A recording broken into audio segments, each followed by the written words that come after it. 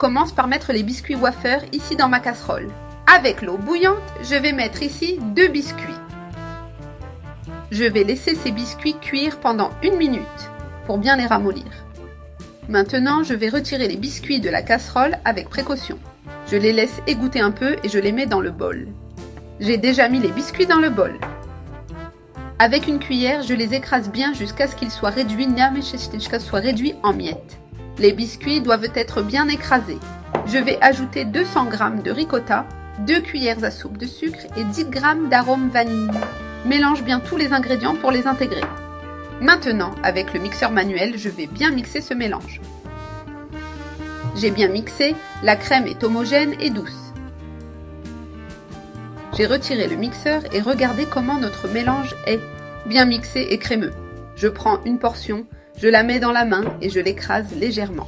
Je lui donne une forme de petite boule. Pour qu'elle soit bien formée et uniforme, je donne de petites tapes avec les mains pour ajuster la forme. Si tu préfères faire seulement des boules, tu peux aussi. Mais moi, je vais modeler cette forme allongée en la plaçant directement dans l'assiette. Je répète le processus avec toute la recette.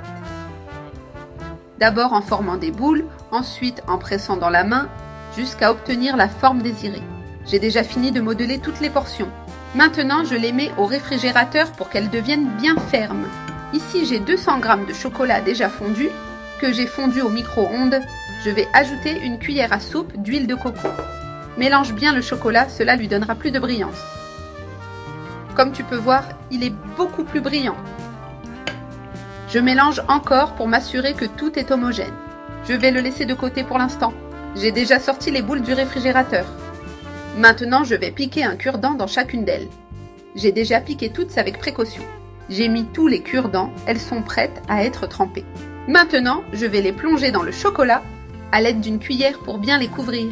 Je les enrobe toutes de chocolat. Regarde comme elles sont jolies.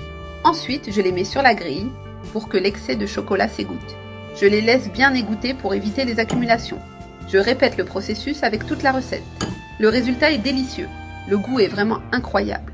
Je les place toutes sur la grille avec précaution pour qu'elles sèchent uniformément. Comme tu peux voir, je les ai toutes enrobées de chocolat. Le chocolat a parfaitement durci. Regarde comme c'est joli. Je vais retirer les cure-dents avec précaution en plaçant les bonbons prêts dans l'assiette. Ils ressemblent à de vrais bonbons faits maison, délicieux. Regarde le résultat final. C'est une recette simple et très facile à faire. Le goût est vraiment merveilleux. Je retire tous les cure-dents avec précaution. Mais si tu préfères, tu peux aussi les servir avec les cure-dents.